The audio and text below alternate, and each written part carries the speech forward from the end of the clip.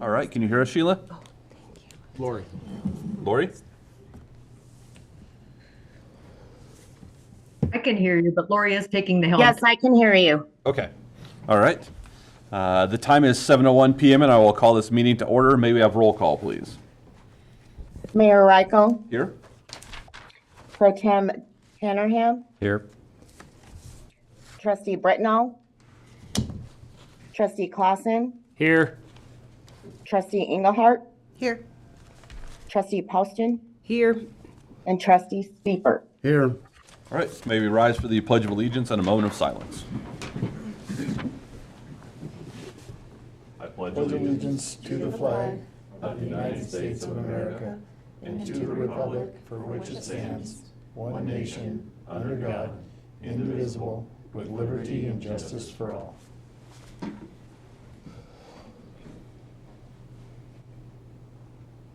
All right, be seated.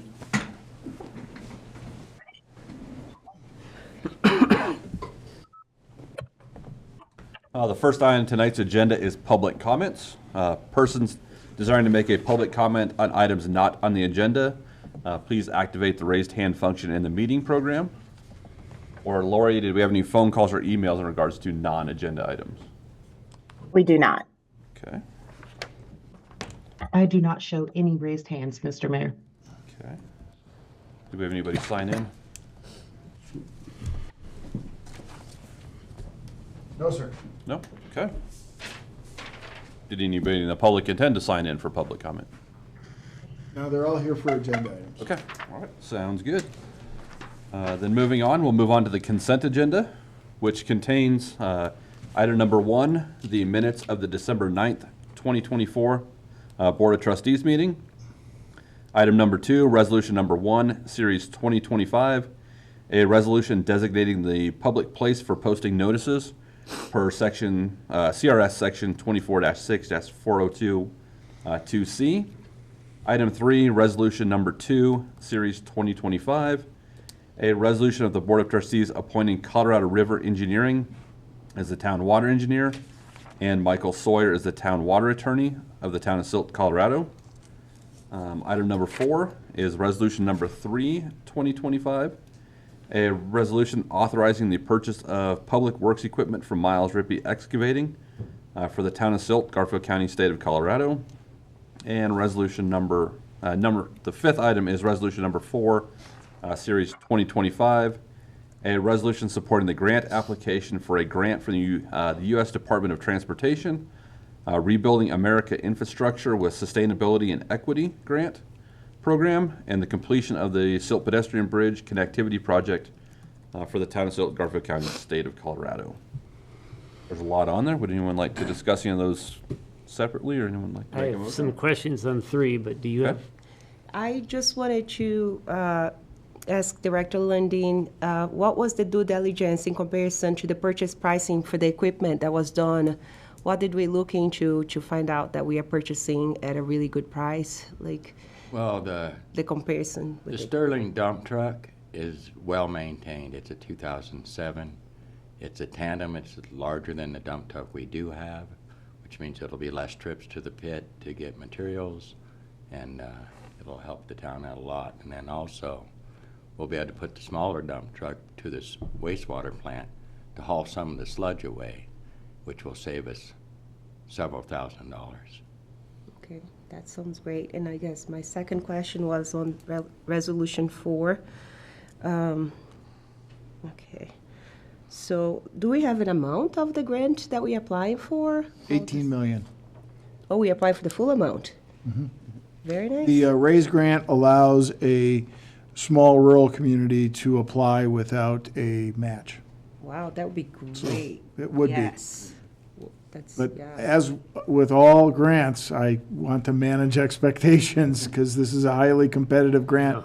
I would say that just from the IMTPR region that we are in, there's probably 10 to 15 different grants that are being applied for the RAISE grant. So it's a highly competitive grant process. But it's the one grant that's out there that doesn't force us to have a match, so we can fund the entire project.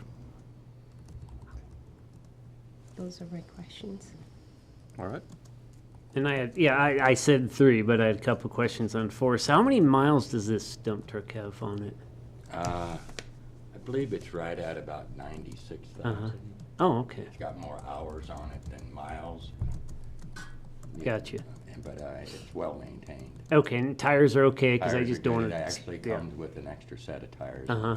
Okay, because that was one of my questions. I just didn't want to buy it and turn around and spend. No, it's got almost brand new tires on it, and then Okay. there's a whole set of tires and wheels that goes with it. Oh, okay. All right. And the trailer? The trailer, it's a 3-axle trailer, so it's small enough to fit behind the pickups, and it's large enough to haul all of our equipment that we need to move around town. Oh, okay. So So a pickup truck or the dump Or the truck dump can tow it. truck can Okay. tow it. All right. And one more question. Where do we haul the dried sludge to? to the landfill Oh, in Rifle. Rifle. Okay. I was just curious, where it was going to. Expensive. Okay. And do we have a company doing it now? I know we're off subject. It's Waste Management is hauling it off for us. Okay. All right. Well, thank you. All right. I don't have any other questions. Number 3 or 4, who do we have for CDLs in town? We have 4 of them. We have 2. So we have enough for this, Yes. Okay. Yes, we have 4, 2 on the public works side and 2 on the water wastewater side. Okay. I was going to ask for resolution number 3, that's, obviously I know who Attorney Sawyer is, and is Colorado River Engineering, did we see that presentation on our traffic information? Is that who gave us that? I'm trying to think who Colorado River Engineering is for our town There are engineer. water attorneys. It's Michael Irian, correct? Michael Arian, Yeah. yes. Okay, just- Resolution number 2. Number 2, yeah. Item number 3, I'm sorry, resolution item number 2. number 3, yeah. I apologize, yes, Yeah. item number 3, I apologize. That's what I meant. Okay, I was just curious who the person was attached to that name, that's all. Okay. Would someone like to make a motion? Mr. Mayor, you got anything? I have no questions. I thought you had. No, Chris covered mine. Mr. Mayor, make a motion to approve the consent agenda as presented. Second. All right. Motion by trustee Seifert to approve the consent agenda as presented, seconded by trustee Poston. All is in favor? Aye. All opposed? Motion carries unanimously. Do any board members have any conflicts of interest with agenda items tonight? No? No, sir. None here. Okay. None either. Any agenda changes by staff or the board? No, sir. No, sir. Got nothing? Okay. Then we will jump into the water plant construction update. Mr. Dan, you're back again. Yes. All right. Thank you. Dan Galvin with Garney Construction. This month's saltwater treatment plant improvements project update. Got some photos up of our recent construction. So health and safety, again, I'm glad to report no safety incidents to date on the project site. It's always a pleasure to announce that plant staff and visitors continue to wear proper PPE. Lots of equipment moving around site. Everybody's wearing high vis, much appreciated. We continue with our controlled entry. Again, trailers at the front of the site. The gate stays open. We watch folks come and go and monitor that. Again, with no issues there. Deliveries going smooth between plant staff and construction. We continue to monitor cold weather. End of last week and then this week especially got some single digits overnight. So it's something we're watching, adding a little bit of heat to our operations, and then continue to monitor daylight after the winter solstice. Our days are getting longer, although by increments. But we are watching that for the hours of our operations. And we mentioned before, we do have a light tower on site. Should some of our stuff go early or go late, we can continue to work in a safe environment. Construction progress. So as the photos show, Formwork and rebar concrete for the slab on grade has been wrapping up. Our last pour is going to be Wednesday this week on the slab, and that essentially tops us out with the concrete. All that will leave is some sidewalks and aprons in the doorways. So that's a bit exciting for us there on site.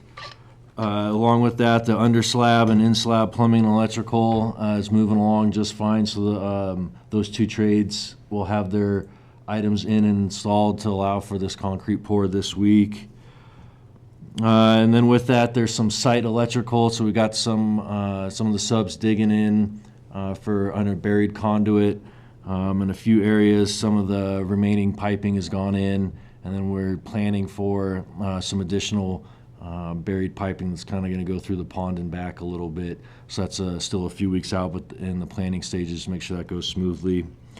And then if you've driven by recently, you may have seen our big plastic tent because we have masonry on site, and so they got their scaffolding up, erecting the masonry, and then we got that tent on to help keep that area warm, like 40 degrees or so for 24 hours after each of their grout pours is what that operation is.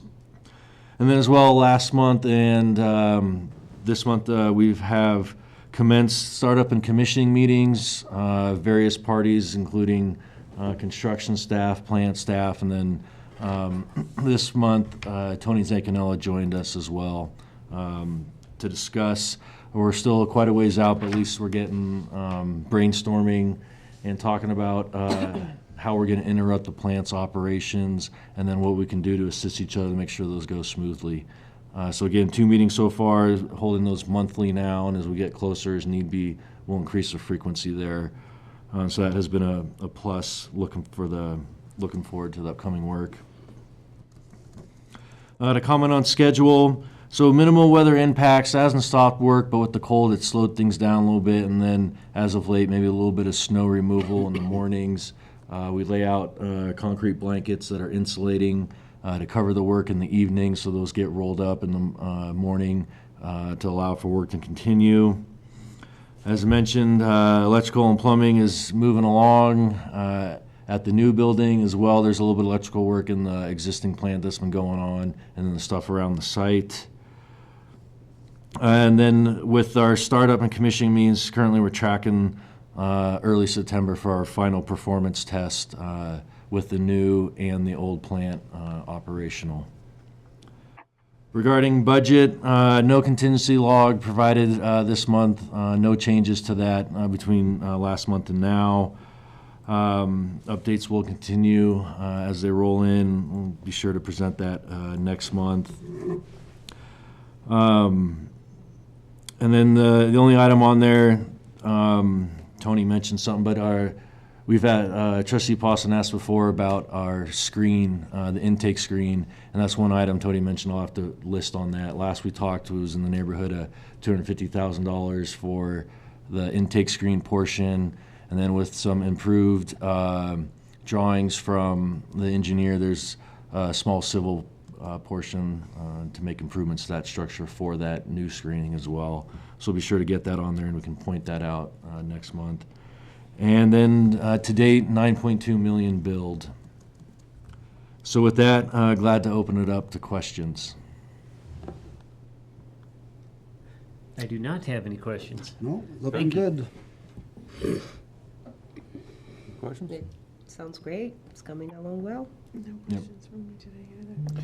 I think at this point, we're close to being able to beat the construction timeline for the Vale rest stop, the Vale Pass rest stop. Okay, nice. Next will compete with the tunnel.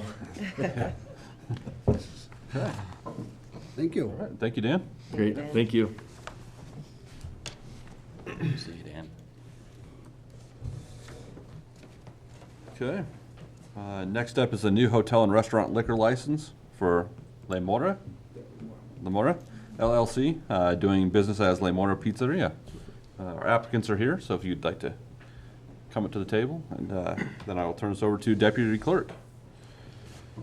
Good evening, everyone. As the mayor mentioned, La Mora LLC has applied for a hotel and restaurant liquor license at their location at 820 Main Street. The applicant has completed and satisfied all of our requirements. Background checks came back satisfactory. Staff has reviewed everything, including their grease trap.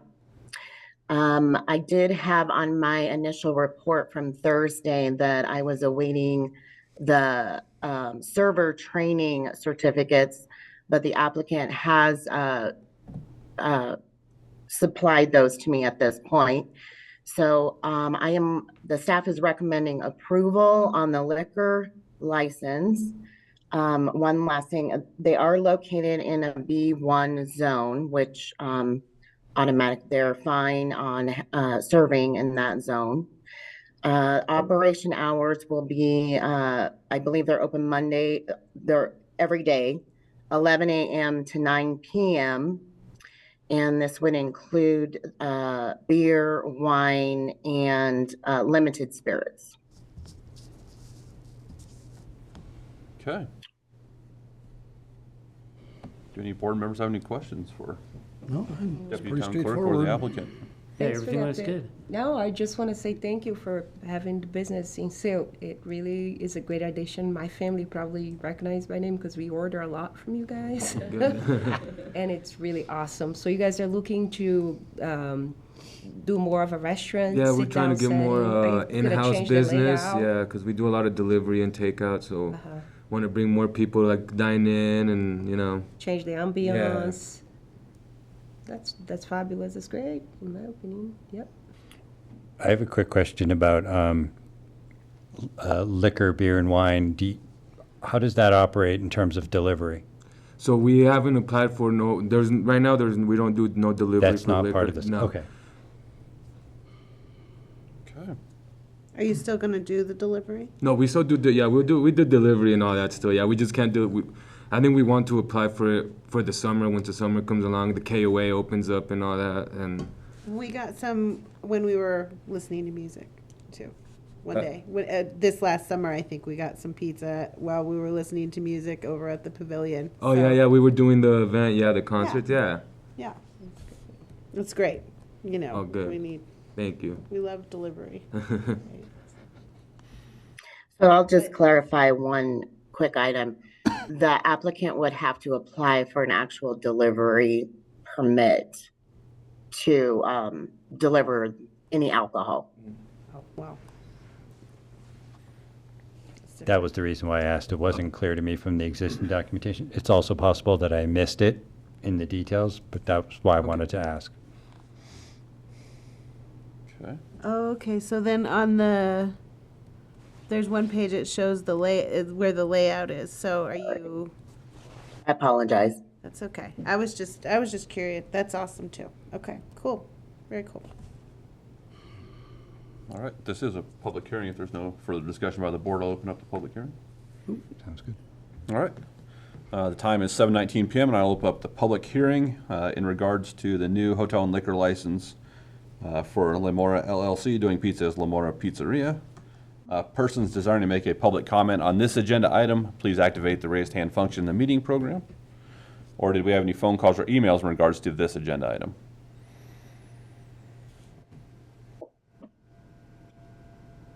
I'm not showing anything, Mayor. Okay. All right. We have no raised hands, Mr. Mayor. Thank you. And would anybody in the public like to speak to this agenda item? All right. Seeing none, the time is 7:20 p.m. and I will close the public hearing and open it to further discussion by the board or a motion. Thanks, Mr. Mayor. I'll make a motion approving the approving the new hotel and restaurant liquor license for Lamora LLC, Lamora Pizzeria. I'll second. Motion by trustee Clausen to approve the new hotel and restaurant liquor license for Lamora LLC, doing business as Lamora Pizzeria, seconded by Mayor Pro Tem Hanrahan. All's in favor? Aye. All's opposed? Motion carries unanimously. Congratulations. Thank you. Thank you, guys. Thank you, guys. I'm sure Deputy Clerk will be getting a hold of you to finish up any little minor details that are left, so. Okay. All right. Thank you.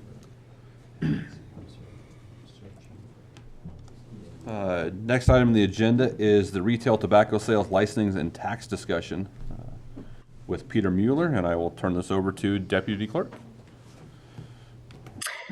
I'm sorry, I did not see Peter come in. He's here. He's here. He's here, okay. Peter Mueller is going to be speaking to the board concerning the benefits of licensing tobacco and there we go, excuse me, sorry about that. Yeah. Let me introduce myself, and I'll also introduce Ben Kirk, who is with Coleridge High School as their athletic director and dean of students, assistant principal. Just dean of students. Dean of students, great. So thank you, Ben, for coming in. My name is Peter Mueller. I work for Pitkin County under a grant from the state of Colorado, Public Health and Environment, for Pitkin and Garfield County as part of their STEP program, which is the State Tobacco Education Prevention Partnership. So it's all things, in a sense, prevention and education around tobacco, especially youth. So I put these slides together. I borrowed heavily from Coleridge's Booster Club to try to set the stage to give you some information about how Silt could do a more proactive role in monitoring, managing tobacco retail sales in your town, with the objective of reducing sales to minors and reducing use among the minor population. I can't quite see that. There, there you go. Percentage of their, oh, thank you, appreciate that. Students feel, this is just to start us out, to say, look, the sky is not falling. I think when we went through COVID in 2020, there was an incredible rift that took place between students and schools. And since then, schools have been playing a huge and valiant effort to kind of reconnect students with their schools. As you can see from regional data that asks these questions, students feel safe at school. 92.3% of students feel safe at school. Percentage of students who participate in extracurricular activities, 2/3 of them are engaged in some other way at school. Have an adult they could go to for help with a serious problem. 3/4 of students feel like they've got a trusted adult that they could go to if they had a big issue. And this is the one I really appreciate. Percentage of students who usually or definitely think their teacher notices when they do a good job and lets them know about it.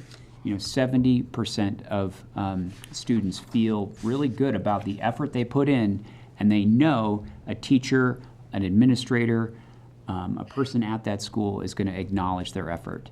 So the connection, I think, between students and schools is healing and getting stronger and stronger.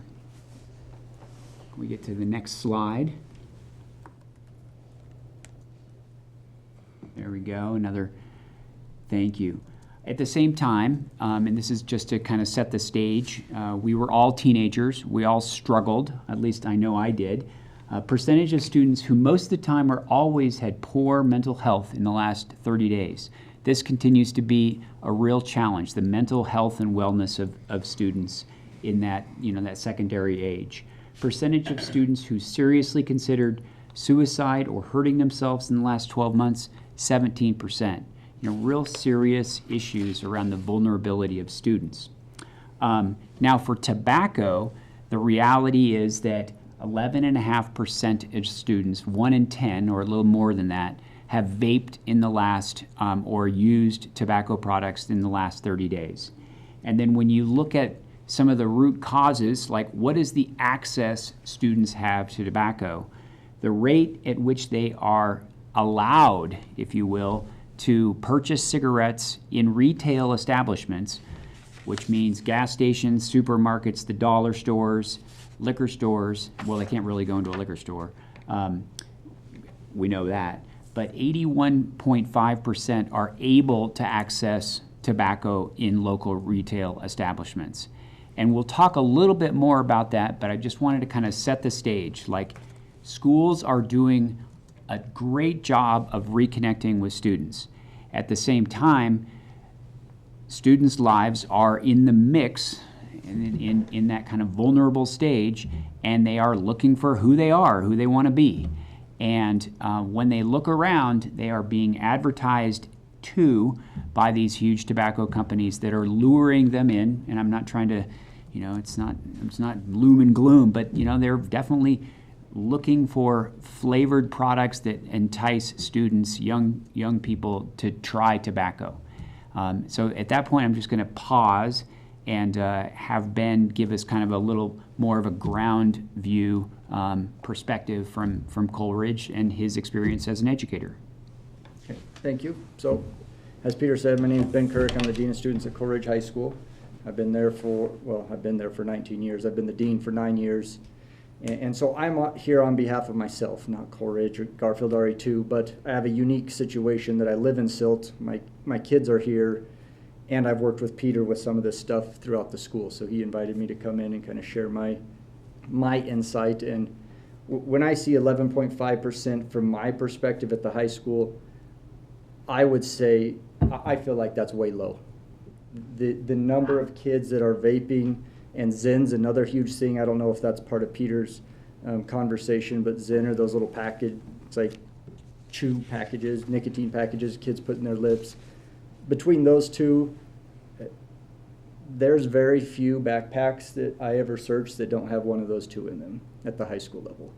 And I think the major issue, as Peter alluded to, is we have scientists and engineers and marketing professionals that their livelihood is based on getting kids hooked young. So they have them for years and years and years on their product. And I could probably fill a trash bag with the number of vapes we've collected over that 8-year period. And they are awesome, right? They're beautifully colored. They have all these great flavors and they look cool. Even to a kid that's not interested in smoking, you see these products and they're super attractive. And I think it's an unfair fight, and I don't like unfair fights. You have kids that aren't really protected from, like I said, these scientists and engineers designing these products. So as a community, I think it's important, like we as parents can make a couple barriers for our kids and have those conversations and check them and watch who they're hanging out with. As a school, I think we put up some barriers. But as a community, I think it's important we put up some barriers as well to make it as difficult as possible for our kids to get from where they're at to the product. And there's kids that are going to break through all those barriers and still get access. And if they do, that's on them. But if there aren't any barriers and we just leave them out there against these products and this marketing without barriers, then I think that's on us. Right, as a community, we've got to give them some help. And so I guess my spiel would just be from the high school level, I would say it is a very, very significant battle day in, day out. Much different than I think when I was a kid, when a lot of us were kids. It seemed like there was much more of a divide between kids that would smoke Kirk, and I do think that. we're offline. Are we offline right now? I want you to keep your train of thought because it's a good one. I want the community to listen, but I think we went offline. I'll double check you. The rest of it's going. I think it's just the video. So Okay. So keep going. I think it's because this one is sleeping. Zoom call. Thank you. Sorry about Good. that. Yep, no, you're good, thank you. And so I just feel like there used to be a bigger divide between if you were going to smoke and do drugs and that kind of stuff and a mainstream kid. And I think with vapes, that divide has lessened, maybe gone away. It is just so easy and accessible and cool with all the marketing that I think we need to give our kids some tools some protection. So I can answer questions at the end or whatever, but that's kind of my spiel, just boots on the ground. It is a major problem, like probably more so than you can imagine if you were to go into a high school.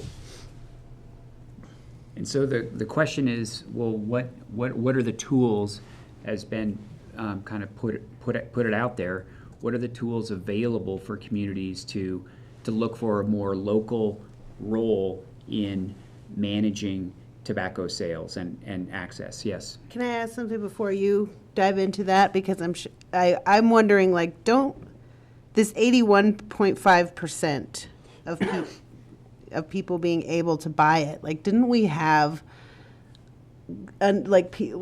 Yes. the people who were undercover Yes. purchasers, and then Yeah. you get busted and you Yeah. lose your job? And I mean, why are these people selling to minors like this? What is going on? It's a good question, and it's the Department of Revenue, excuse me, and they do there's a spreadsheet of 30 different checks of your 12 different retailers done in the last 2 years, and very few are flagged for having sold to minors. So the Department of Revenue is doing their job, but there are some nuances, and Ben and I was an educator for 25 years. One of the things that is very clear to me is that if you are in a building with 500 kids every day, you have a real clear sense of who doesn't belong when you see somebody from the outside. And I think there's kind of a little bit of a flag that comes up when you bring in somebody that isn't known, and they come in, and the Department of Revenue is trying to do their job of putting in an underage, undercover person to try to buy, and people know that something doesn't feel right. And so I guess it's a challenge around how do we continue the conversation with retailers, with schools, with the police department, with the town council and the municipality around, the fact that our students, our children, are being targeted for this highly addictive substance, and it's more prevalent than it ever has been in the last. We were seeing the decline of tobacco until about 10 years ago, and it's just rearing its ugly head, and we've kind of been caught flat-footed, not really ready for this rebound in addiction that we're seeing now. So on the licensing side, we are looking to have municipalities reinforcing that for local places that would be selling. So it would be like an additional layer that they Yes. would need to qualify for, and we would somehow oversee. And Yes, it's really and this is kind of a little bit of a map of who's where are we? Garfield County, Carbondale, Glenwood, Newcastle, Silt, Rifle, Parachute. Everybody, of course, has to abide by these T21 laws. That's state law, it's federal law. The TRL, the Tobacco Retail License, is in place in Carbondale and Glenwood. The price increase is in place in Carbondale, Glenwood, and Newcastle. The flavor ban is in place in Carbondale and Glenwood. And so the Tobacco Retail License Ordinance is simply the foundation that you start with. Hey, are we abiding by state law? It's not trying to go above and beyond anything. It's just trying to close the gap that's occurring with teenagers. At some later point down the road, there are other things that you can clarify in the ordinance. It could be around a cap in retail sale establishments. It could be additional clarification around 500 feet of a youth-serving organization, like a school or a club or a pool, and I think those are the two main ones. And then the increase in cost, that's a voter thing that the town council would have to kind of decide that that's something that you would want to do. And the flavor ban is an additional thing also that you would have to consider at some later date. Yeah. Another idea that I have is, like, as a town, we could implement a zero tolerance policy toward people who are caught selling to minors. And another thing I would just like to say is please consider providing alternatives as well as like a patch or something to help wean people off of nicotine. Like taking their license away? Well, no, I don't know, Don't but just sell something as a town, as far as like for retailers to know that we don't tolerate that. I don't know if we could actually kick a Shell station out of our town for selling to a minor, but. Not sure we would want to. We'd but- have don't want to we'd do have that, to- no. We want businesses. Expand on that What a does little bit. zero tolerance mean in terms of enforcement? Right, It's a great yeah. policy, but what does it mean in practice? Yeah. That could be a very sticky legal bar to meet. Yeah, just a thought. I have a quick question. The price increase and the flavor ban, those aren't age specific, correct? Correct. So we're raising the price and banning flavors for all users in an effort to protect kids. No. The tobacco retail license ordinance is just to monitor state law. It's to have a local engagement with retailers. The other conversation down the road is flavor and cost. But that's not why we're here. We're not here. I think I just got some questions from Jim, like people are gonna wanna know where does this go, or where could it go, or where might it go if you pursued that down the road. So I put some statistics together from area towns to just have you see it. But we're not, and we're not, obviously, we're not passing an ordinance tonight. I'm just trying to, in a sense, put an option on the table of, would you be interested in considering a local tobacco retail license ordinance, which would come with a fee, but the fee would just cover Sheila and Lori's time, police time, public health time, and typically they're around $200 to $400 a year.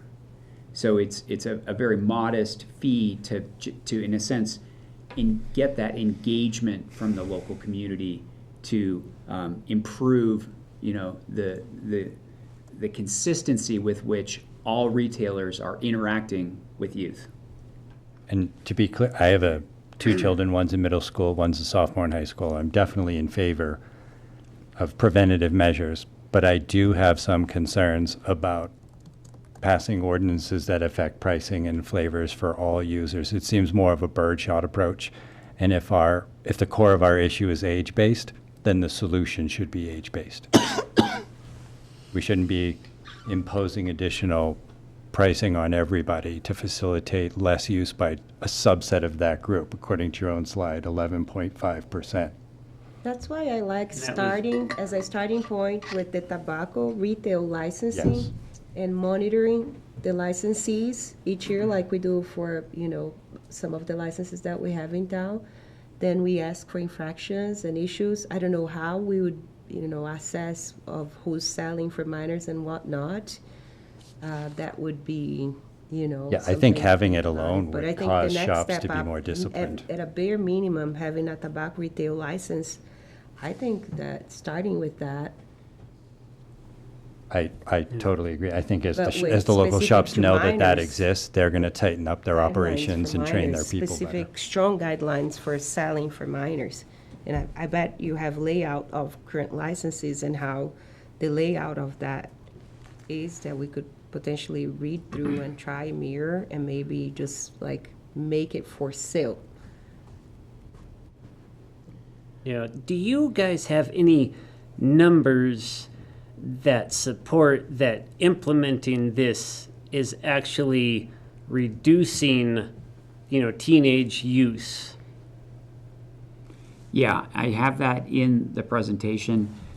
If my eyes can adjust, it's number one on kind of the reduce youth nicotine use by 50%, and then there's a footnote in there that's linked to data that shows that using local tobacco retail ordinances actually does curb access to tobacco for teens.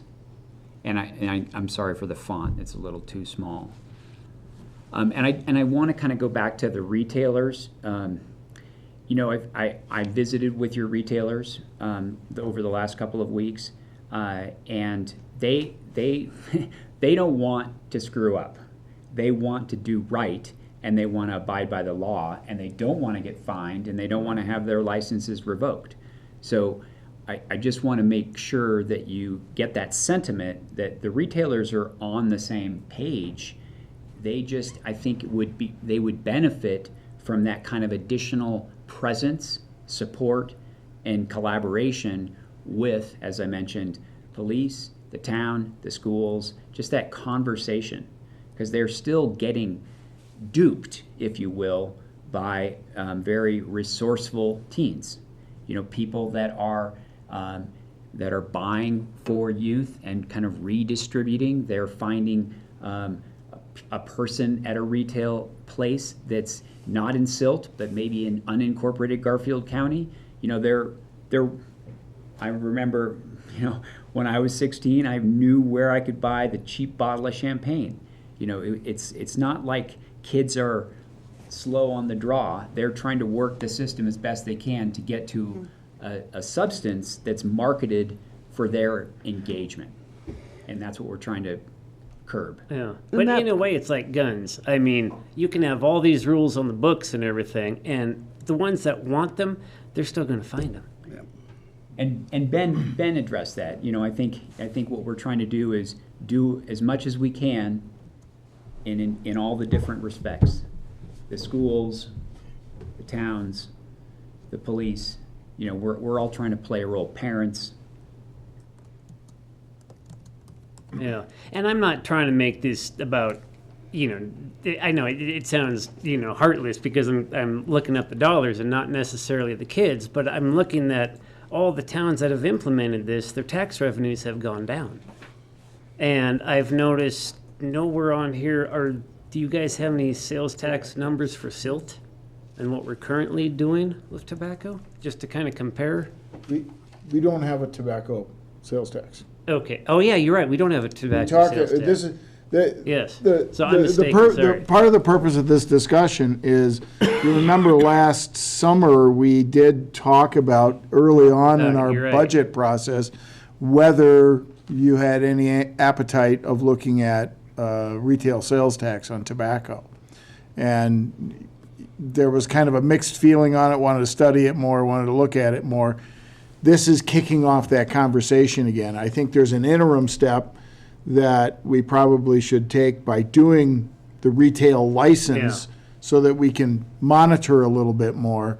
But it's also part of this discussion of what are the next, do we even want to go down that road? Because yes, you look at Glenwood Springs and you look at Newcastle, their revenues started out really high in the COVID years and have, you know, fallen off a little bit.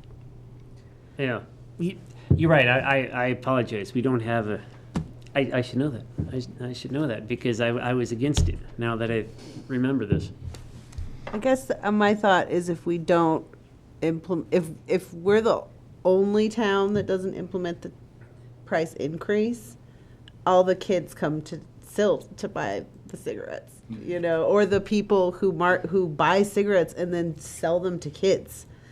You know, so I guess to me, like, making it harder is a thought, but I don't know. I don't know what the right answer is. You know, it's just, I wouldn't want it for us to be the town where everybody can go get cigarettes the easiest, you know, because there is no redeeming value necessarily in my mind to tobacco. It's addictive and then it kills people. So I don't know. So if I may, you're having the conversation with us. How are Newcastle already did the tobacco sales tax. Are they, Newcastle Rifle Parachute, are they looking at a tobacco retail license ordinance? Yeah.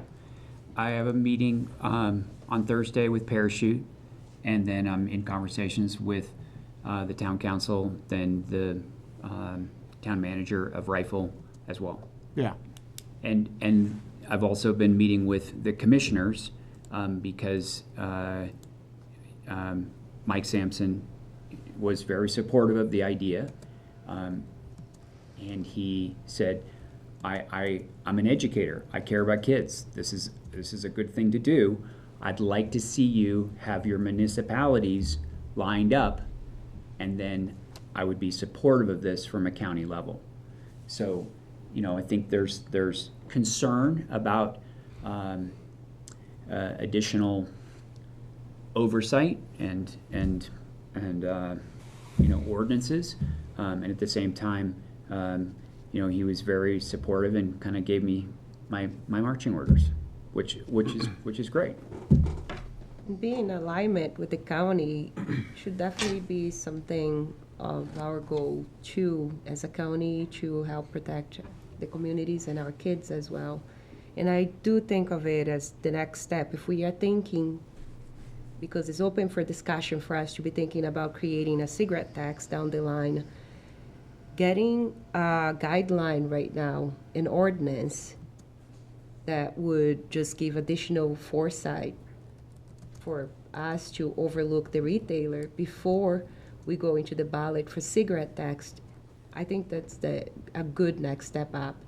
And we have two amazing representatives, teachers that initially, and educators that are telling us from the front line that they're, we need help here. Can the municipalities help us in help reinforcing the enticement that these companies are having?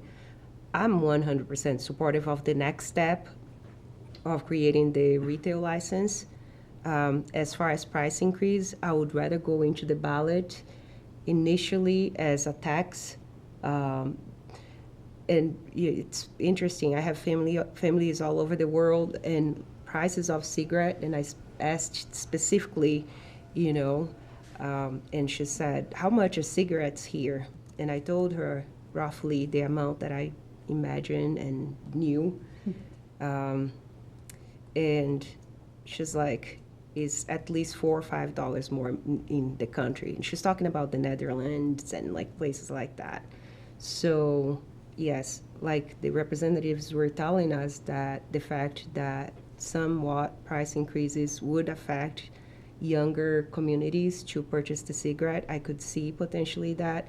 Yes, I'm sorry, that would burden other people that also depend on that product and work, and that's their personal choice. However, I think step by step, number one, think about the retail license. Number two, develop the idea and, the board engagement and all the research to find out about the cigarette tax increment. And later on, if we want to propose price increase and flavor ban, I think that comes down the line, but I like the order in which that's being presented to us. Yeah.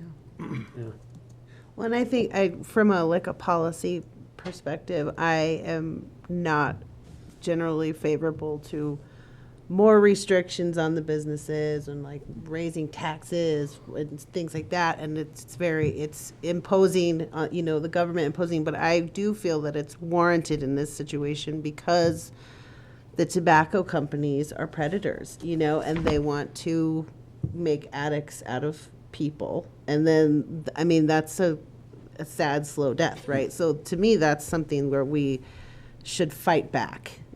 I don't see it just like a regular retailer who deserves a fair shot the way others do. I think the tobacco retailers are specifically targeting children, and they want to have an addict for life. And to me, that's why I'm not very gung-ho about this type of encumbrance on a regular retailer. I specifically have an issue with tobacco retailers, so that's why, from a policy perspective, I'm very much like, whatever, let's do it. You know what I mean? So I just wanted to be clear about why that's my position about why I think this is great. I think we should do it. Where's the parents' role in this? Shouldn't that be their job to educate the kids? I just don't like, it's just more regulation. And, our little mom and pop stores that are already having competition here. You know, the more regulations we have, the harder it is for them to survive. But you know, I can tell you right now, I can name you 6 parents right now that are buying cigarettes for their kids and all their friends because they don't want them to get caught. So there's 30 kids right there are getting them from the parents Yeah, anyhow. so even if we have it's not gonna. They're still going to get it from the parents. Yeah, and the more restrictions you Yeah. put on, the more parents are gonna. You know, just a tough cycle. Just like when you were under 21, it was no hard problem to find anybody to buy you liquor. So yeah, it's I don't know what the answer is. I guess, I know, Ben, you said you're here as a personal representative of yourself, but I do have a question, if you don't mind answering. What is the punishment for a kid that gets caught with tobacco at school? Just straight tobacco, like nicotine, vape. Yeah. Like it's 1 day OSS. Okay. 1 day OSS, you have to have a meeting with your parents and admin and all that. At Coleridge, there's no ticket or anything because we're not in a city. We don't have an ordinance.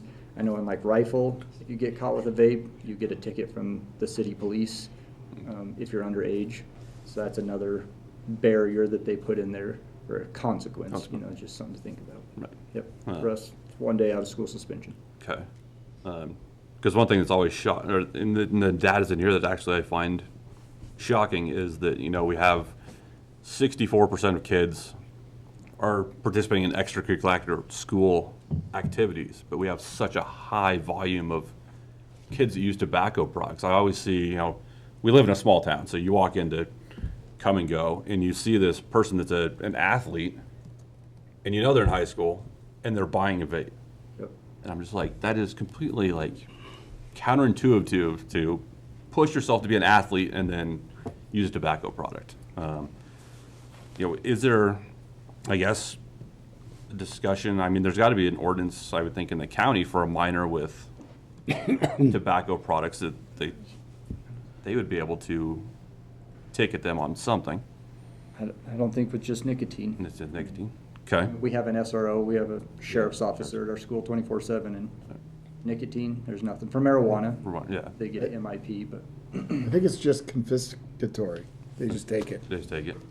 Okay. Yeah. And then my other point is, I'm sure if we had someone from the middle schools, we're probably going to hear about the same thing.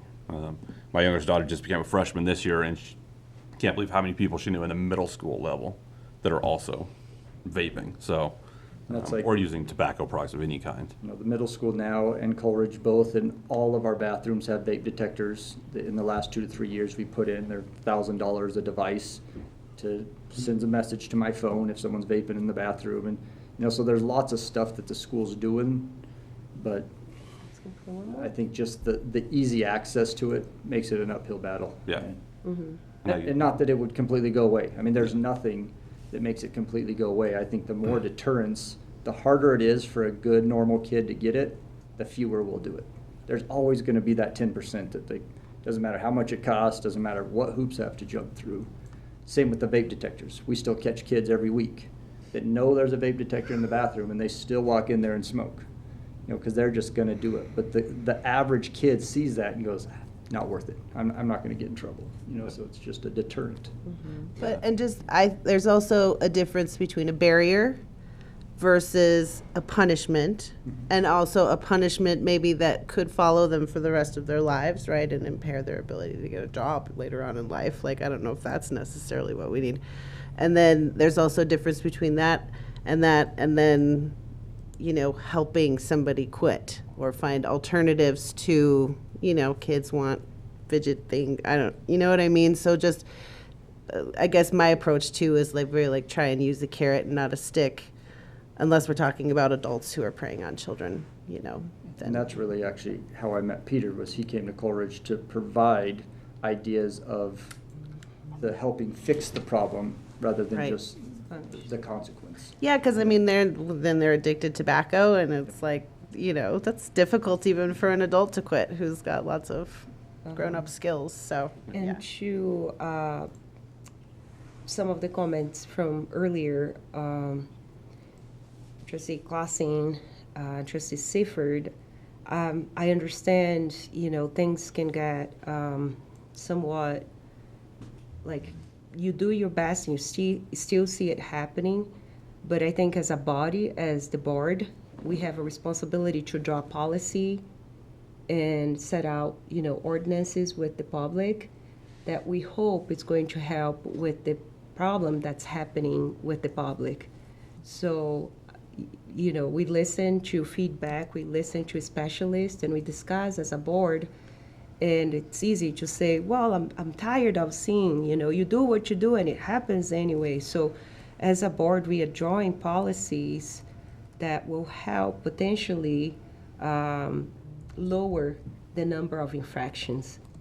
And I think as a board, it's good to have those discussions and listen from everybody here and all the perspectives, because we still have the responsibility of drawing those policies if we decide that that is fit.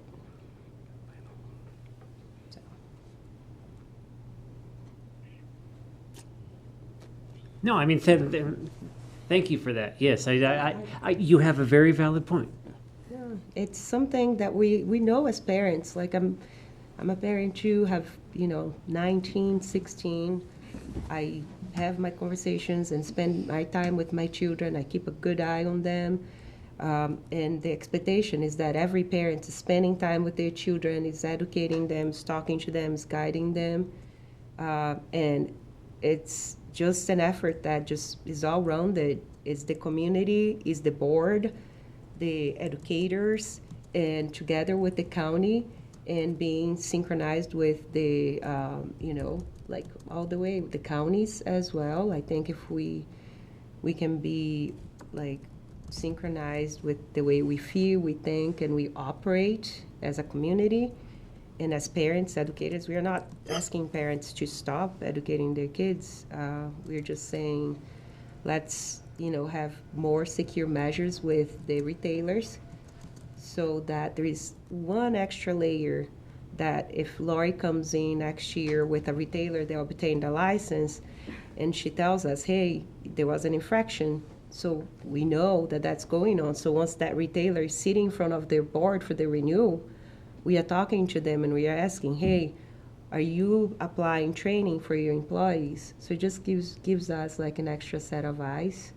And it's kind of, again, laying grounds to the further discussion of whether or not we're going to have a cigarette tax implementation or not. I do agree with Pro Tem Hanrahan, though. It does seem that we're trying to penalize the many for the few. I don't think if we implemented a tobacco retail license, we're not penalizing anybody. That's just saying, we want you to be responsible to the town for the product that you're selling. It doesn't stop a legal age person from purchasing No, it doesn't stop. whatever they want. A price increase, I also have teenagers. I also lost my dad to lung cancer from smoking. The people that are going to smoke are going to smoke. Yeah. No matter if it's I guess that's my $50 a point pack. right there. If Yeah. it's $50 a pack, you're going to have people buy it. But you Yeah. might have 10% of people that quit. You might Or have never 10% start. of kids that don't or never start. So is there going to be 100%? No, No. never. No. But can you never. stop 10%? Is it worth it? You stop 10% in this generation, do you stop 30% in the next generation? Yes, it's worth it, but that goes back to my prior argument. It's like, where are the parents at? So as a parent, I can tell you it's so easy Yeah. for a kid to not do something at home, but to do it at school. Well, and I think if you look at the page with the umbrella on it, and it says what the concepts are there. No license near youth or school populated area.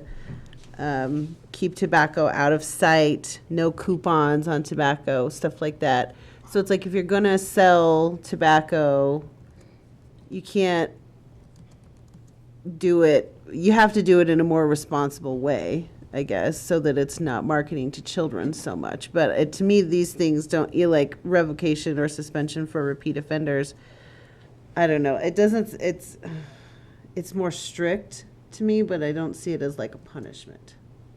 I mean, I guess I see what you're saying in a way, but that's why I said I see tobacco retailers as different than even alcohol or, you know, other things, like, because it's just so uniquely bad for you and addictive, I guess. Yeah. And I think to go to your point with where the parents, I ask myself that question every day. I deal with all the discipline at Portage High School, so every day I'm asking that Yeah. question. However, with like vapes specifically, it is so sneaky and easy to get away with it now. When you were a kid, even if you got a pack of cigarettes, you had to smoke that pack of cigarettes, and then you smelt like that pack of cigarettes, so someone knew you're smoking. Kids literally can vape in class as the teacher turns around, writes something on the board, turn back around. Kids vape, no one knows. You know, so the parents don't know either. The parents think their kid isn't doing anything. They've talked to them about it. They don't smell it. They've never bought it for them. I mean, the parents have the conversations. It's just so easy to get away with. I think is part of the issue compared to, same with marijuana. I mean, this conversation isn't about marijuana, but we have the same thing there. I mean, used to, when you wanted to smoke marijuana, you had to go out of your way to find someone to sell you marijuana, and it was a big deal. Now, but there's 200 kids in any high school at any moment that have marijuana on them. Mm-hmm. Except for we monitor it. And it's you can't through the smell it. town. Yeah. You never even know if they're doing it anymore. So But tobacco is so addictive. it is, Yeah. especially the And potency of- deadly. You know, the death rate, I mean, and that can't be said for marijuana the way it is for tobacco. So to me, that's why I really zero in on tobacco specifically as a bad, evil product, essentially. So that's why I'm so kind of Yeah, no, that way about see it. your Because point. I'm Yeah. making a lot of excuses because I don't like being that way about, I think people should be free to live their lives and do what they want. You know what I mean? So, but when it comes to targeting children with tobacco products, to me, that's when it's like no mercy, Yeah. in my opinion. And if we're the cheap place in the valley, people come, or like people stop in Silt to get their cigarettes. Yeah, then they'll stop and maybe eat dinner. They might buy a tank of gas. They, you know, see, I'm just saying. But I mean, the cigarette smokers are I mean, it's kind of stinky. Okay, I'll let it die. But you know, but just for the record, I don't smoke. I don't like it. I mean, but it was around me my whole life, but I've just never had the interest. So I think I'm not saying that because I just want to keep going back to something that Ben talked about, which is that the schools are doing a lot to try to prevent and police and be present in the lives of teenagers to discourage tobacco usage. The state is trying to do a role, that's my role, and communities have an opportunity to do a little bit more, and that's why we're here. That's why this conversation, I think, is so engaging, is because people care. They care about about trying to prevent youth from getting addicted to nicotine. It is an awful drug, and you know, we're trying. We can lay the foundation for a local tobacco retail ordinance, and you can increase the level of conversation and awareness around the fact that you care to have a really healthy young population, and that's important. Well, thank you guys for everything you're doing.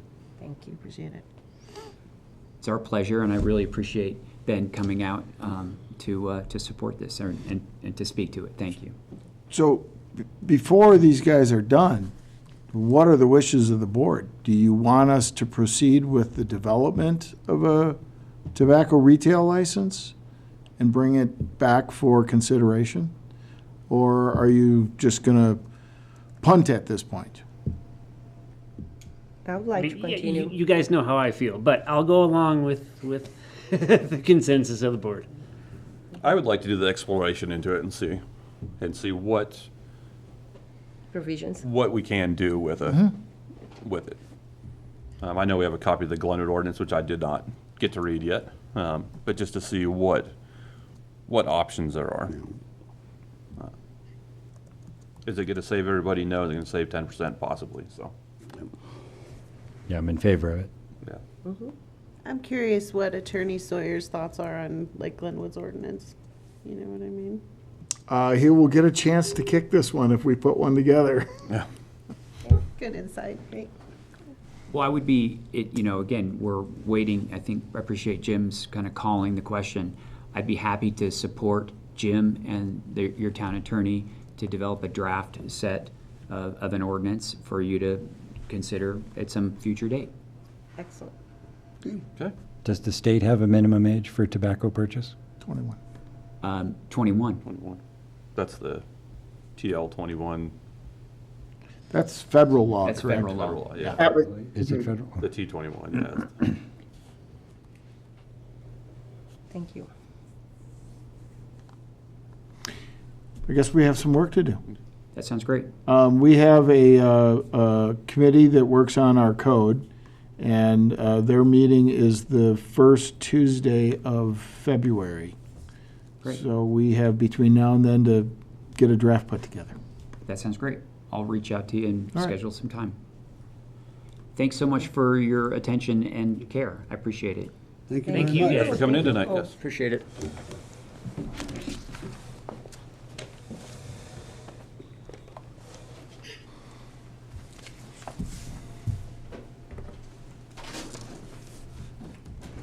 All right, next up is the second reading of ordinance number 12, series 2024, an ordinance of the town of Silt, Colorado, approving the sale of town-owned property located at 1535 River Frontage Road, which is unneeded for any governmental purpose. And I will turn this over to Manager Mann. Yeah, this is the second reading of the ordinance that would convey the Holiday Inn property to the new proprietor of the Holiday Inn, who has, to my understanding, closed on the property at this point. So that's all moving forward, and this is the working on the conveyance. Now, this is the ordinance. We still have the surveying to do, and we still have a lot of things that are still subject, but this would just get us that next step.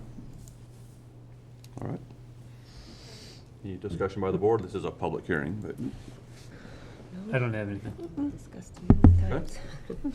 the time is 8:08 p.m. and I'll open up the public hearing for the second reading of ordinance number 12, series 2024. Persons desiring to make a public comment on this agenda item, please activate the raised hand function in the meeting program. Or Deputy Clerk, did we have any emails or phone calls in regards to this agenda item? none, Mayor. Thank you. I show no raised hands, Mr. Mayor. All right, and we have nobody left in the chambers with us. So I will go ahead and close the public hearing and open it up to further discussion by the board or a motion. Mr. Mayor, I'll make a motion to approve ordinance number 12, an ordinance of the town of Silt, approving the sale of town-owned property located at 1535 River Frontage Road, which is unneeded for any governmental purpose. Second. All right. Motion by trustee Engelhardt to approve the second reading of ordinance number 12, series 2024. That was seconded by trustee Clausen. All those in favor? Aye. All those opposed? Motion carries unanimously. And next up is the second reading of ordinance number 13, series 2024, an ordinance of the town of Silt, Colorado, amending Title 17, Chapter 17.52, off-street parking of the Silt Municipal Code within the town of Silt, Garfield County, state of Colorado. And I will turn this over to Director Centeno. Alrighty. Nothing has changed in the ordinance. We're just looking for the second reading to approve the parking that we had already previously discussed. And I'm happy to answer any questions if you have any. Otherwise, it would just be a motion to approve the second reading.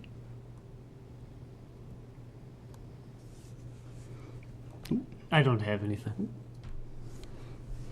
I've got one question. Yes. So we don't count enclosed parking spaces as a parking space. What's the logic behind that?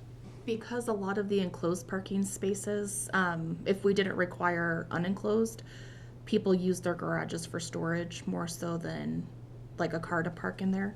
So they can, they can use it for parking. Yeah. It just doesn't count as their minimum parking requirements. Okay. Because it ends up getting used for things outside of storing a vehicle. Storing a vehicle. Yeah. Okay. That makes perfect sense. Or you build a little garage and buy a big truck and it won't fit.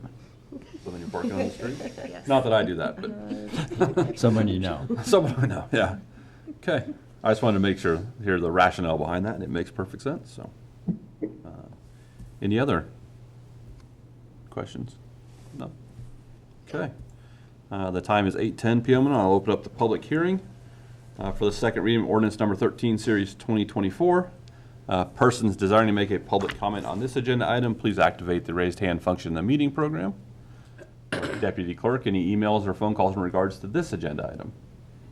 There are none, Mayor. All right, I show no raised hands, Mr. Mayor. thank you. And still nobody in the chambers with us. So time is 8:11 PM, and I will close the public hearing and open up to any further discussion or a motion. Mr. Mayor, make a motion to approve the second reading of ordinance number 13, series 2024 as presented. Second. Motion by trustee Seifert to approve ordinance number 13, series 2024 as presented, seconded by Mayor Pro Tem Hanrahan. All those in favor? Aye. All opposed? Motion carries unanimously. Manager and staff reports. I put my report on your computers. I apologize for not getting it in the packet. I'll just kind of go through it really quickly since none of you had an opportunity to read it. We've had a couple of requests for increases to compensation for some of our contract employees. Our prosecutor's cost is going up from $175 to $200 per hour. The prosecutor has not had an increase since 2022, so I think that request is certainly reasonable. And I would say that our prosecutor is doing a wonderful job to streamline the court process. And we get a fair amount of positive feedback in terms of how our court process runs. That leads into the next, which is our court interpreter, who has indicated that they are looking for an increase. And unless Sheila chimes in and says that we've gotten what that increase is, I don't know what it is. No, I haven't heard back from David yet. I've emailed him a couple times, and I know he's been extremely busy, but as soon as I have that number, I'll get that to you. So we'll follow back up with that. We also had a notice of increase from Carp New Hanlon in terms of what our town attorney is going to cost. He's going up $15 an hour for our direct legal work and $25 an hour for our billable work. I have a quick question about that. Yeah. Will we have a chance to review SLAs as part of that rate increase? Service level agreements, sorry. Due dates, timelines. We could. We didn't say that we were going to. I think it would be a valuable process to go through to get, let's say, realigned on the timing of things. Okay. The urgency of certain things and making sure that we're getting clear timelines at the outset wherever possible and that those due dates are being met. Okay. We'll put it on our list to have a conversation. Thank you. I wanted to note that the annual Chamber of Commerce State of the Community Business Luncheon is scheduled for February 25th from 11 a.m. to 2 p.m. We will have a table. Are you sure it's the 25th? I was talking with Larry at the Employee Appreciation event Friday night, and I could have sworn he said the 26th. Well, I may have misheard him. It was a bowling alley after all. I just wanted to ask someone to double check to be sure. I still have the registration up on my computer, so let me clarify that.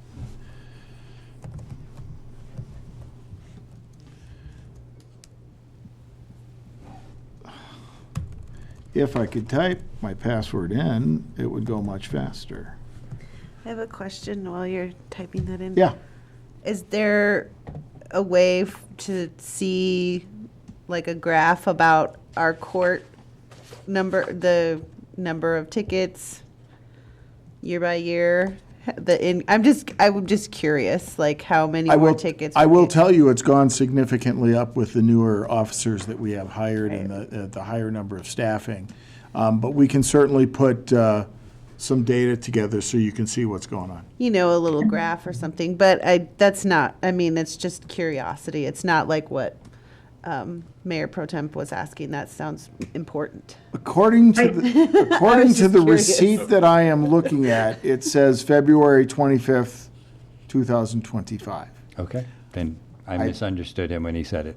Oh, good. Sheila wants to say something. I was just gonna, to answer Kim's question a little bit, I do complete a memo every year that I've given to the chief that shows how many tickets I have processed through the municipal courts. I can certainly get that information in the next packet. And just as a insight, I was sharing with Chief this morning that I've already put in 96 tickets for the year, and it's only the 13th. Wow. And there's probably another dozen that are on Marcella's desk waiting for her to put them in. So we've definitely picked it up. Good job, PD. So the luncheon's at Grand River again? Yes, sir. Okay. I'm just looking at some of my emails to see if I can. Wait, it's where? And that typically on a Grand River Tuesday. Hospital. Oh, okay. Okay. I just found it, Jim, it is February 25th at the Grand River from 11 to 2. Ticket sales close on the 20th, so I did send out an email last week asking people to RSVP so I know how many tickets to purchase. I'll talk to you about that tomorrow, Sheila. Perfect.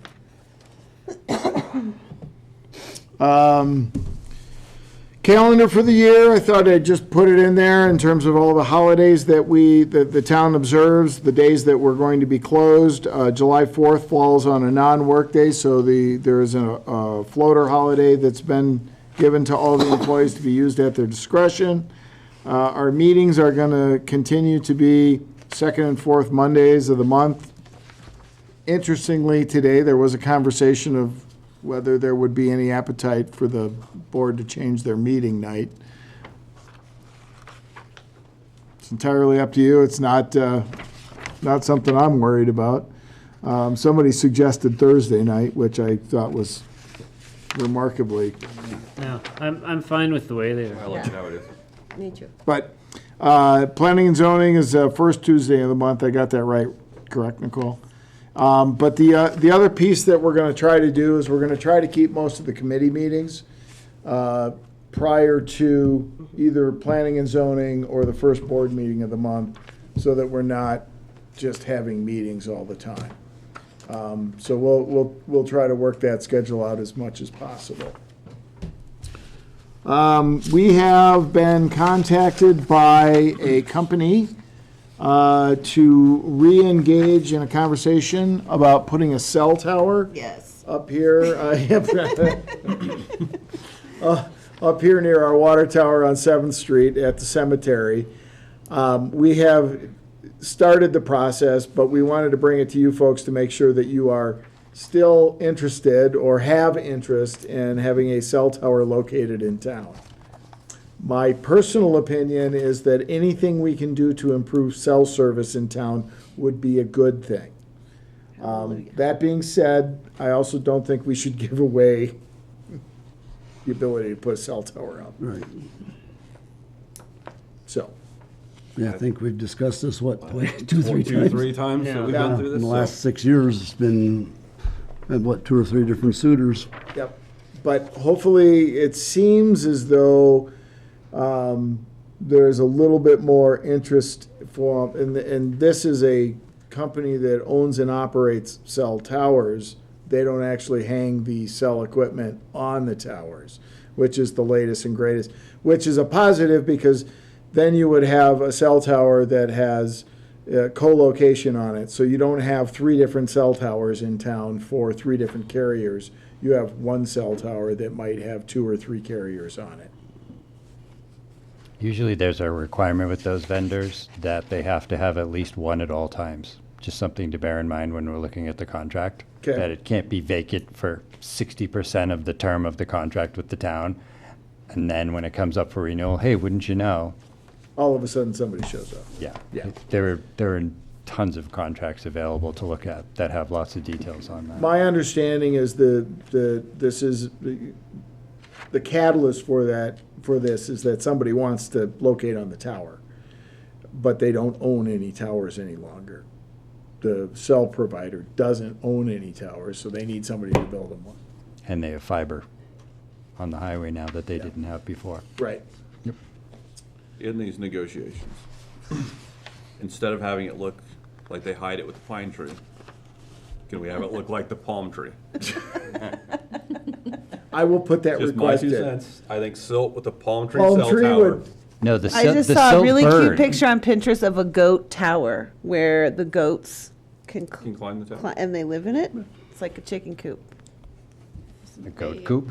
Go to- They It's a are goat looking tower. at pine trees, but they're looking at 80 feet tall. Yeah, they're looking at an 80-foot tower, and Yeah. if you want to look at something that is really silly, look at a cell tower that is twice the height of any tree near it that looks like a tree. Yes, that's why it needs to look like a palm tree, so we did it on purpose. Purpose. And I can say it will be in the view out of my house, so I will have to see it just like everybody else will. We'll put that request in. Yes. So then I just because it's the first meeting of the year, I just wanted to lay out a number of things that we are working on throughout this year. We talked about a lot of this in the budget, but I wanted to kind of lay down some of what we're kind of looking at in terms of our work plan for the year. And I didn't even include everything, and I'll mention a couple other things as I get to the end. But we've got the community park rehabilitation. We've got to get somebody on board. We've wrapped up pretty much all our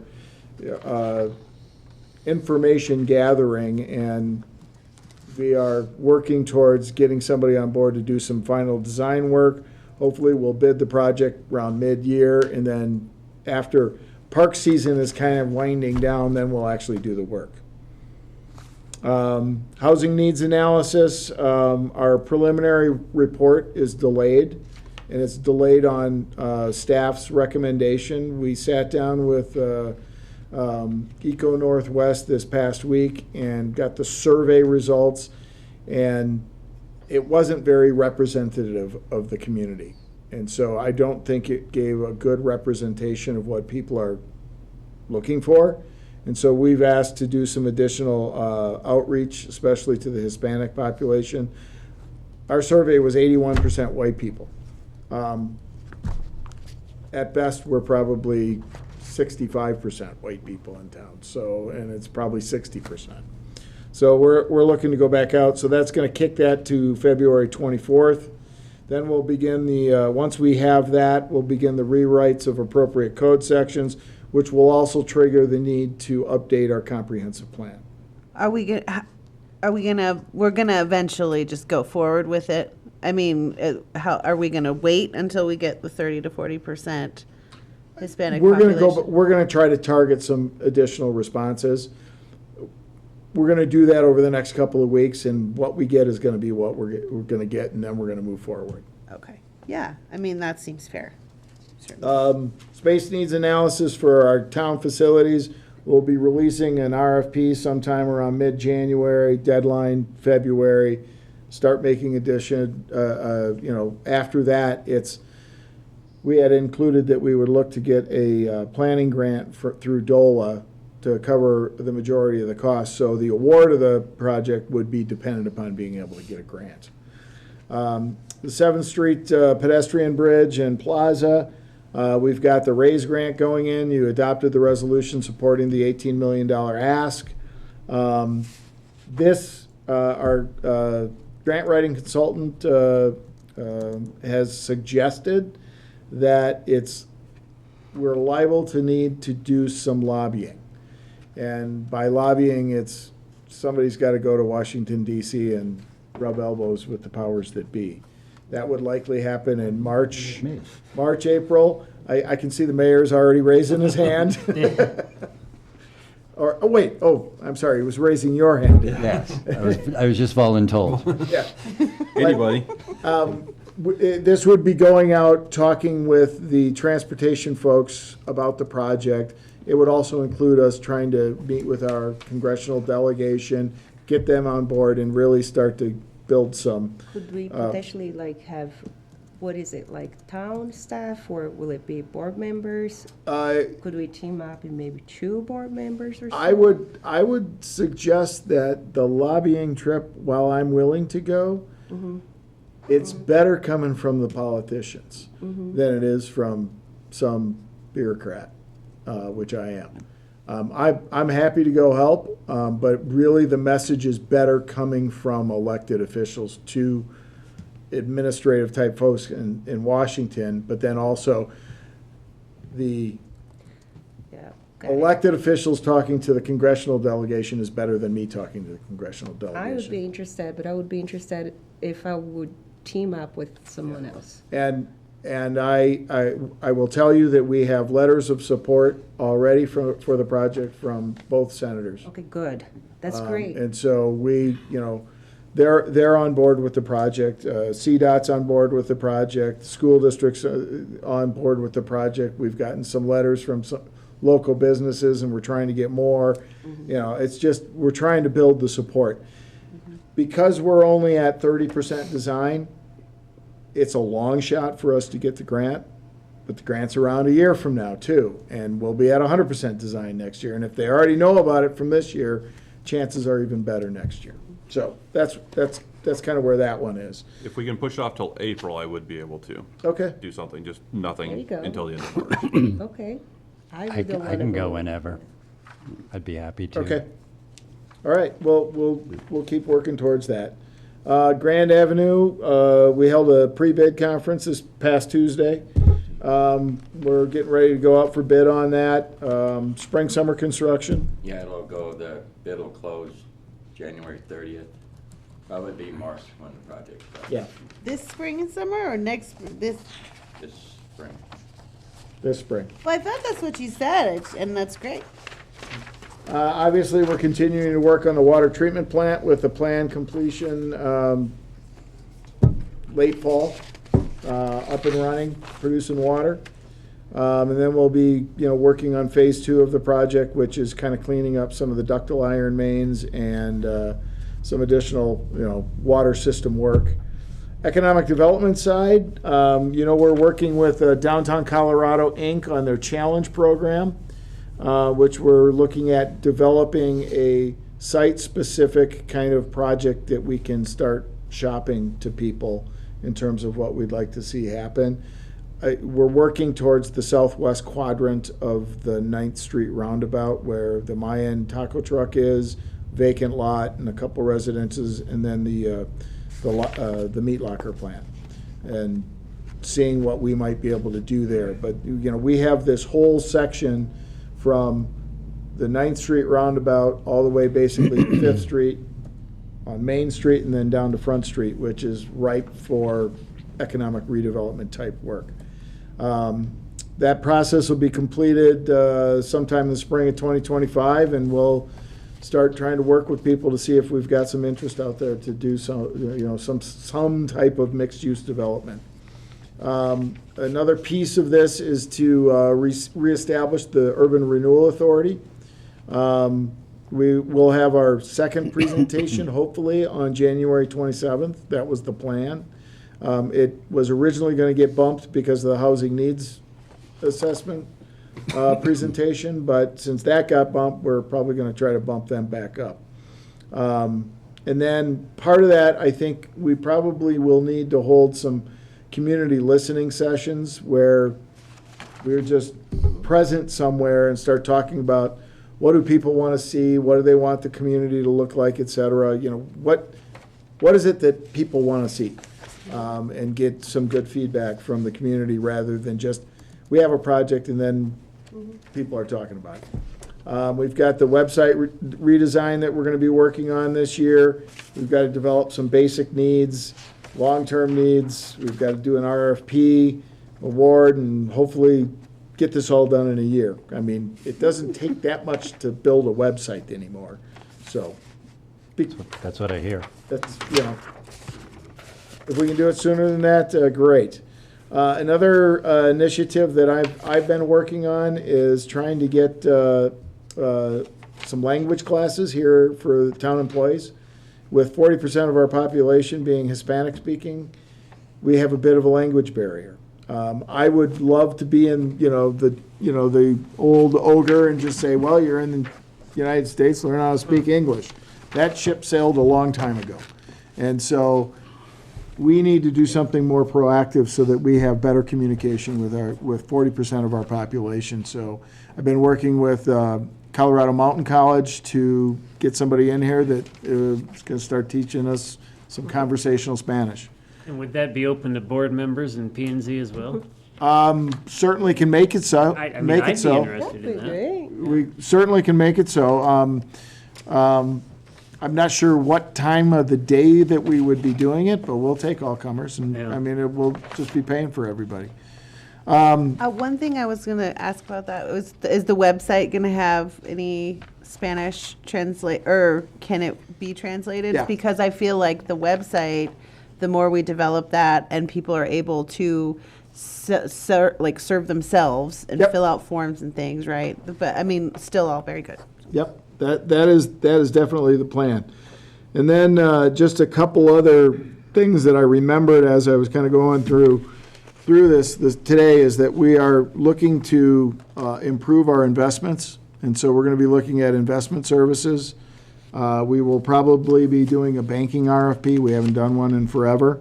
And then this summer we'll do a audit RFP. But that's kind of a picture of some of the stuff we're going to be working on this year. And I kind of put in there whether there were other initiatives that you guys wanted to throw at us.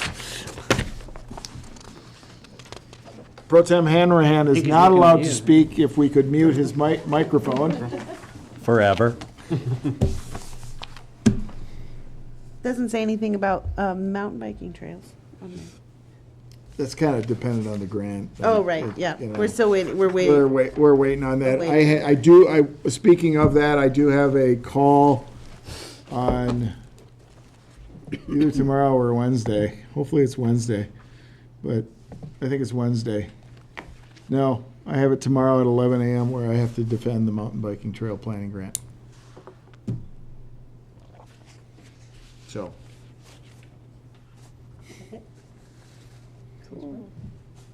So that's my report. Sorry to be long-winded. It's all right. Any other staff members want to hit anything on their report? I do if nobody else is speaking. Okay, Sheila first. Go ahead, Sheila. I don't know if anybody on the board remembers John Evans, our mayor. I just wanted to pass on that he did pass away a couple of weeks ago, for those who may have known the man. Did we notify CML? Yeah. I did call them, emailed them. I'm still waiting to get the obituary. That's what they were looking for. So I just checked the Daily Sentinel again, and it has not been posted. Okay. But when I talked to his wife, she called me wanting to know more information about his terms, and she was preparing an obituary to put in the newspaper. Okay. Hey, I don't mean to interrupt, Sheila, but I noticed we do have a new picture of a mayor up there now on our wall, but we still don't have a picture of the current mayor. Well, I asked the current mayor a few years ago, and he told me that he would get me a picture of him once he was done. Okay. Unless he wants to do it sooner. Yeah. Done in office or done being alive? It's an important I took it as distinction. office. Whichever comes first, I suppose. Yeah. Wow. Ouch. That got dark. Yeah. Okay. That was cold, Sheila. Nicole, you had something? Yes, we did launch our new ComDev software, and there's been a little confusion, but for the most part, people are figuring it out. I think there's just, I think the name is causing more confusion than anything. It's called Cloud Permit. And so when people are going in, they're like, I don't want to pull a permit, I want to pull a license. And so we did launch the business license and contractor licensing first, and then we'll start integrating in all of the permits, so everything will be online. But so far, so good. The integration process is a good chunk of time, but now that we're connected to the GIS and we have everything ironed out, it should be easier for people to pull a business license and contractor's license, and eventually a permit. So just in case there's any rumbling about that, hopefully they'll get through their first one, and then I think it'll just be like clockwork after that. Sometimes going through the first one can be a little confusing. But you don't have to deal with all of, like, them coming to you and dealing with all of that, like, oh, I need this form, and now I need that form, and I mean, Yeah. so they're coming to you with, or it's all coming to you prepared, right? Yes. Yep. So they can't submit until it's a complete application. And so there's requirements that have to be met before they can hit submit. So that's highly beneficial when we are processing applications, that it's just not going back and forth, that there's complete applications being submitted. Legible, complete applications that are being submitted.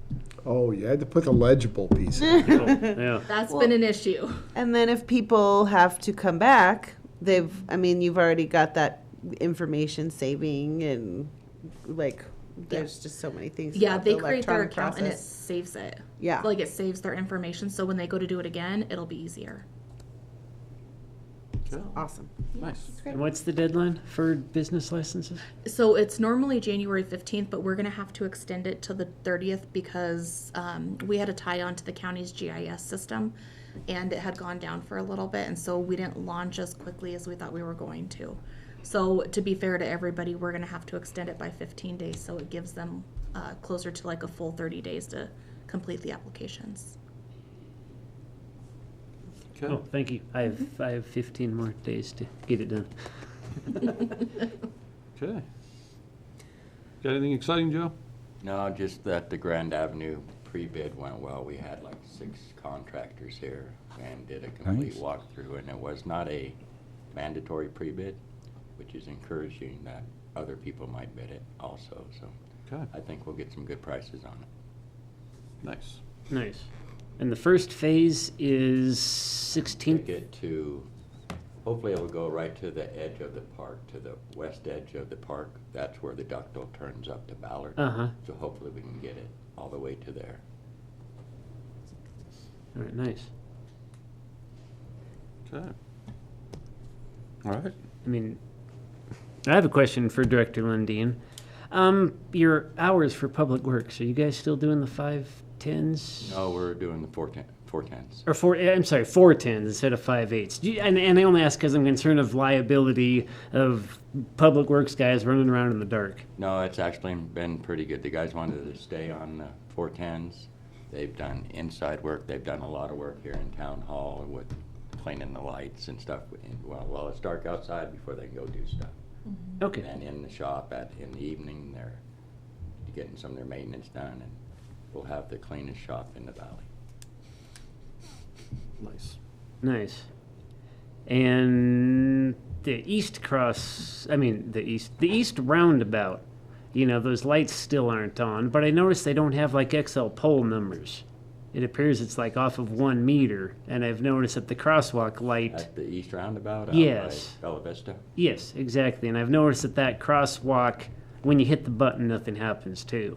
I will get that checked because Okay. they're going for their CO, and we'll make sure that's all working before they get that. Okay.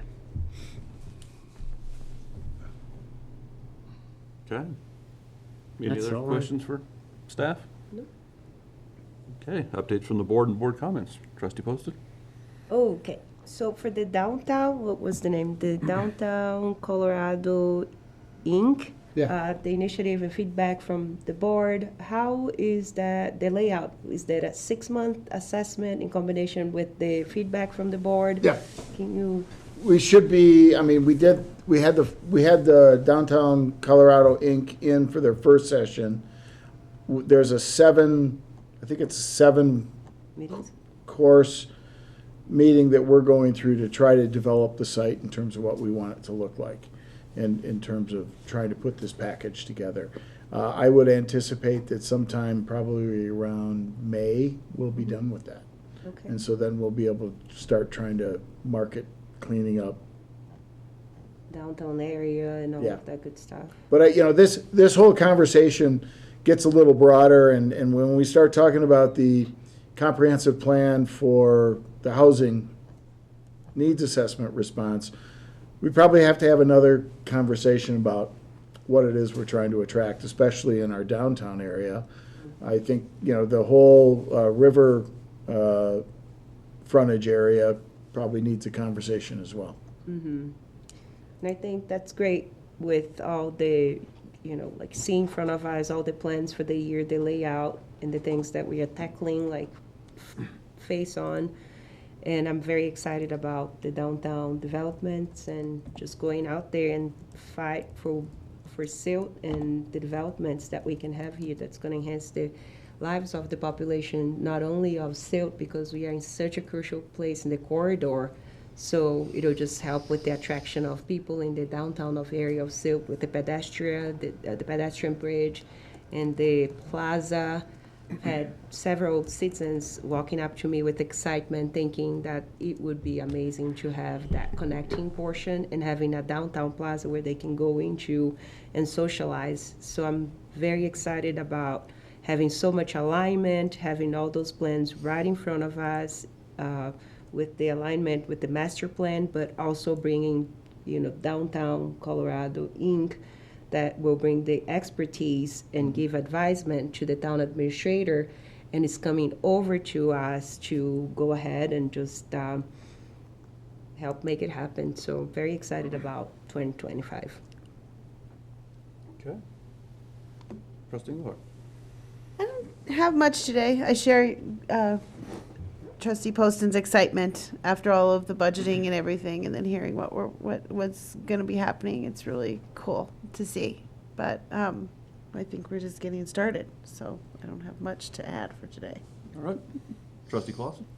I don't have much tonight other than, obviously earlier in the meeting, we had a bunch of varying opinions, and, that's how the whole process works, is to have varying opinions. That's how you work through things. But I just say I respect everybody's opinion, even though they might be different than mine, but I just wanted to say that. And I think the mayor mentioned it a meeting or two ago, about the Stony Ridge scoreboard.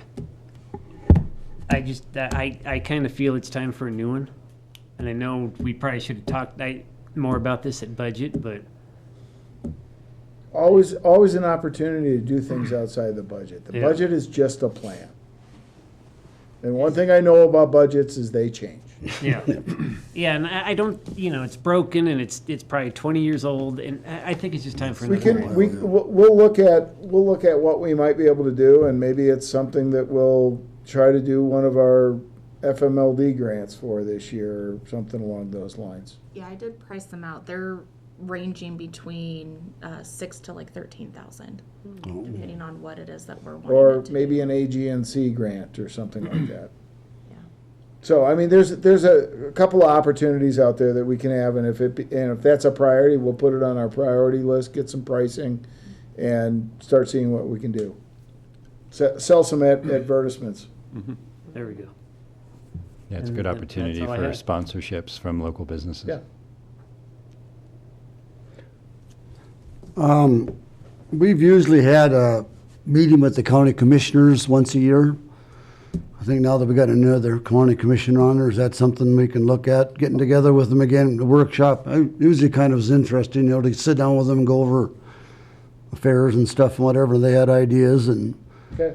usually had it in spring, I think it was. Usually it was in spring and workshop for an hour or so before the meeting, so. Okay. I'll mention it to the county administrator and see if we can get something on the calendar. And then we usually, before they got together, had a list of ideas of what we wanted to discuss and gave it to them, and they had ours, so I always enjoyed that. There was always some working together on some of our meetings or what we needed and funding and so on, so I think it's important to stay connected with them. And now that we got a new one in there, it's kind of nice to, find what his idea is, so. Okay, that's all I had. Yeah, that's great. Mayor Pro Tem. Nothing here? Especially before April. The only one I've got, we've, especially in this meeting, talked a lot about the development of downtown and making it look nice. I don't know if this needs to go back down to P&Z to have it discussed and looked at, but the temporary structures around town with all the food vendors. I had a meeting about that today. They look great when they first get put up, and then the wind hits them, and then they start tearing. And it's not just the temporary structures; it's the seating arrangements, the lighting on them. It looks great. You got nice LEDs, and now half the strips are out. So, it's kind of a free-for-all. So I think we need to really rein that in and get it even across the board, so. Agreed. Another section of code we have to write. Yeah. Well, and those are by site plan, all but two are by site plan review. So what they've done is outside of the purview of what was approved. So, yeah, so I have communication out to them. I think you said it great. Like, it looks great when it's first set up, and then it just starts It to. just deteriorates, and especially you hit wintertime, you don't want to be out there fixing a tent in 6-degree weather, so you just let it go, and then it's, you know. I mean, the one from the water plant, they went all out. I mean, they built a big old structure with concrete and everything. I mean, that looks pretty nice. Yeah. Not that I want everybody to build To one, build but that, yeah. but I mean, that, in that site plan, it works out great. Is that what we need to see in other places? Maybe, maybe not. So I just think getting some guidelines in place and Yeah. maintenance standards would be good, so. Okay. Other than that, just looking forward to 2025 with everybody. Get some stuff done. Let's do it. So, nothing else. Next item on the agenda is adjournment. Mr. Mayor, make a motion to adjourn. Second. Motion by trustee Seifert to adjourn the meeting, seconded by trustee Clausen. All's in favor? Aye. Opposed? Motion carries unanimously. Trustee Engelhardt.